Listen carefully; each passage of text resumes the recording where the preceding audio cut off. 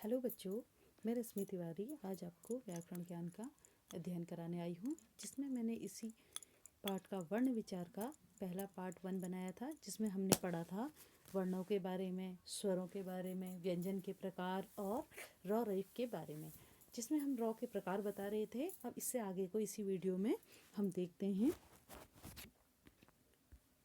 उच्चारण स्थान हमने बताया था आपको कि भाषा की ध्वनियों का उच्चारण स्थान मुंह से होता है, अतः विभिन्न ध्वनियों के उच्चारण स्थान मुंह के अंदर हैं।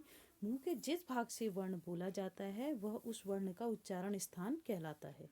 वर्णों के उच्चारण स्थान निम्नलिखित हैं। देखो बच्चों, जैसे ये उच्चारण स्थान जब आप लोग बड़े हो जाओगे, आपके अनेक परीक्षाएं दोगे तो उसमें आपको ये काम आते हैं। उस समय आप लोग भूल जाते हैं, क्योंकि उसमें ये पूछा जाता है कि जैसे क का उच्चारण स्थान बताइए, क का उच्चारण स्थान बताइए कहेंगे तो आपको समझ में आना चाहिए कि जो क वर्ग है, क ख ग घ ङ और ह और विसर्ग और आ, इतने जो होते हैं ये आपको सब याद करने पड़ेंगे कि कंठ से इनका उच्चारण होता है। यानी कि जब हम ह बोलते हैं तो आवाज़ ध्वनि कहाँ से आती है? गले से आती है, हमारे कंठ से।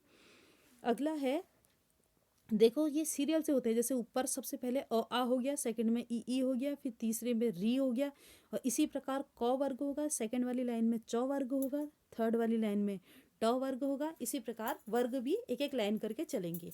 और इधर ह होगा सबसे पहले, फिर सेकंड लाइन में क्या होगा? तालवी श, क्योंकि तालु है ना, तालु मतलब तालव्य श। फिर क्या होगा? नो। ठीक है, इस प्रकार एक एक करके ये आते रहेंगे। जैसे क वर्ग कंठ से क्या क्या होता है? अ आ, क ख ग घ अ ह और विसर्ग, ये सब क्या है? इनका उच्चारण स्थान कहाँ है पूछा जाएगा आपसे। आपको क्या बताना पड़ेगा? कंठ। उसके बाद पूछेगा, जैसे पूछ दिया उन्होंने कि छोटी ई का उच्चारण स्थान कहाँ है। ये आप लोग अभी इस क्लास के लिए मत पढ़िए, ये आप लोगों को हमेशा याद रहना चाहिए। हिंदी के जो बाद में बच्चों कोई भी पेपर आप लोग देते हो तो उसमें हिंदी अवश्य आती है, और हिंदी में ऐसे ही प्रश्न पूछे जाते हैं कि इसका उच्चारण स्थान बताइए। अब जैसे चौ का उच्चारण स्थान क्या हो गया? तालु, तालव्य, वर्ग का नाम तालव्य बोलते हैं, तालु हो गया।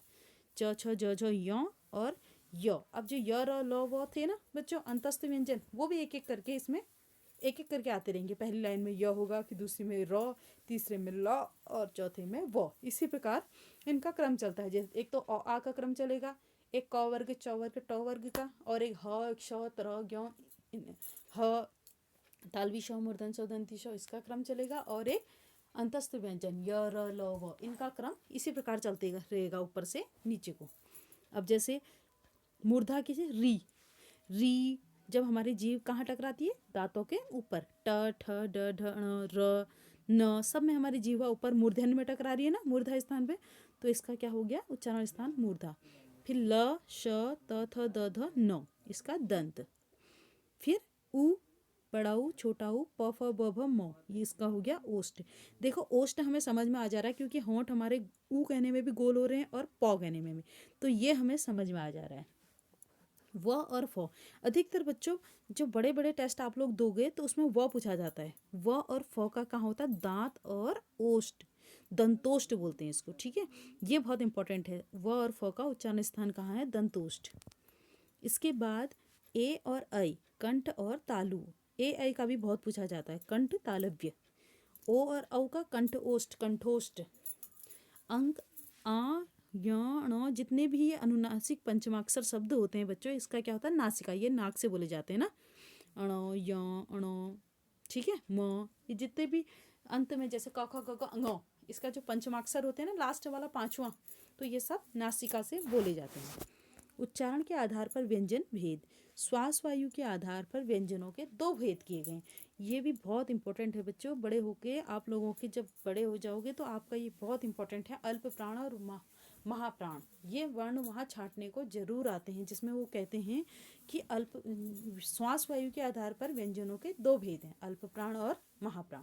अल्प प्राण किसे कहते हैं? जिन व्यंजनों का उच्चारण करते समय श्वास वायु की मात्रा कम निकलती है, उन्हें अल्प प्राण व्यंजन कहा जाता है। प्रत्येक वर्ग का पहला, तीसरा और पांचवा वर्ण अल्प प्राण है।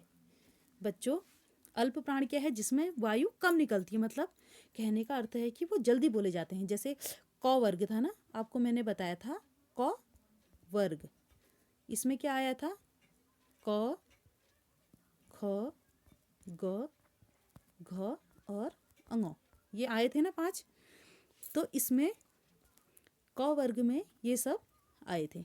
ठीक है बच्चों, तो क वर्ग में हमने ये पढ़े थे क ख ग घ अंगो। इसी प्रकार च छ ज झ ञ च वर्ग हो गया, ट ठ ड ढ ण त वर्ग हो गया। ठीक है, त थ द ध न त वर्ग हो गया, प फ ब भ म प वर्ग हो गया। तो इसमें हमको अल्प प्राण में क्या है, पहला, इसमें क्या है, पहला क वर्ग देखो, ग देखो और अंगो, पहला, तीसरा और पांचवा अल्प प्राण क्या होते हैं, जो जल्दी बोले जाते हैं, जिनमें श्वास वायु कम निकलती है, क, ग और अंगो। ठीक है बच्चों, क, ग और अंगो, पहला, तीसरा, पांचवा, तीसरा, पांचवा, ये जो होंगे अल्प प्राण में आते हैं। इसी प्रकार जैसे यहाँ पर क्या आ जाएगा, च, फिर छ छोड़ के ज, झ छोड़ के य, ये क्या हो गए, अल्प प्राण। ठीक है, तो 135 याद कर लो आप लोग। तो अल्प प्राण के इसमें क्या आता है, वर्ग का पहला, तीसरा और पांचवा वर्ण अल्प प्राण है। ये क्या है, क, ग, अंगो, च, ज, य, बीच में छ और झ गायब है ना। अब जैसे ट, ठ, ड, ढ, अणो होता है ना, तो ट, ठ को छोड़ दिया, ड, ढ को छोड़ दिया, अणो, पहला, तीसरा, पांचवा इन्होंने पूरे क्रम से ले लिए हैं। देखो, और एक इसमें क्या होते हैं, जो 25 क्या होते हैं, स्पर्श व्यंजन ये होते हैं। इसके अलावा जो अंतस्थ व्यंजन होते हैं, य, र, ल, व, इसमें जो अंतस्थ व्यंजन होते हैं वो भी अल्प प्राण में ही आते हैं। ये भी याद रखिएगा आप लोग। अब वहाँ आ जाएगा य किस में आता है, तो आप लोग कंफ्यूज हो जाएंगे। जो अंतस्थ व्यंजन किस में आते हैं, अल्प प्राण में। इसके बाद देखिए महाप्राण। जिन व्यंजनों का उच्चारण करते समय श्वास वायु की मात्रा अधिक निकलती है, अर्थात अधिक समय लगता है, उन्हें महाप्राण व्यंजन कहते हैं। महा मतलब बड़ा, ज़्यादा समय लगता है। अल्प मतलब छोटा, थोड़ा समय लगता है। इसमें प्रत्येक वर्ग का दूसरा और चौथा वर्ग वर्ण आता है। जैसे दूसरा क्या हो गया, ख और घ, छ और क्या हो गया, झ, हो गए नहीं हो गए। तो महाप्राण में क्या आएंगे, ख, घ, छ, झ, ठ, ढ, मतलब हर वर्ग के दूसरे और चौथे व्यंजन इसमें आएंगे। वर्ण विच्छेद, वर्ण विच्छेद जब आप लोग बड़ी क्लास में जाओगे तो अधिक विस्तार से पढ़ोगे। वर्ण विच्छेद शब्द में प्रयुक्त वर्णों को अलग अलग करना वर्ण विच्छेद कहलाता है। वर्ण विच्छेद करने से वर्तनी की अशुद्धियों से बचा जा सकता है। वर्ण विच्छेद कैसे करते हैं बच्चों, जैसे कमरा, क क्या होता है, अ से मिलकर बना होता है ना, क धन अ, फिर क्या हो गया म धन अ, र धन आ, क्योंकि कमरा में आ की मात्रा लगी है। इसी प्रकार व्यक्ति, जब आधा व होता है तो उसके पीछे से फिर अ नहीं लगेगा। ठीक है, जैसे व्य है ना, तो ये इसको हम वो लिखेंगे वो, इसके पीछे से अ नहीं लगेगा, फिर सीधे य आ जाएगा। क्या आ जाएगा, य। जैसे व धन य, आधा ही है ना व, इसलिए इसके पीछे से य नहीं आएगा। य धन अ, धन क, फिर छोटी की मात्रा लगी है, फिर त धन ई। छोटी की मात्रा दिखाई पहले दे रही है, लेकिन जब हम बोलते हैं उच्चारण में तो बाद में बोला जाता है, तो इसलिए इसको अंत में लगाया जाता है। जैसे प्रार्थना, प्रार्थना कैसे बोलते हैं, सबसे पहले हम प लिखते हैं, फिर प के नीचे से र लगा हुआ है, प धन र धन आ की मात्रा लगी, पा, प्रा, फिर र जो ऊपर आ रहा है।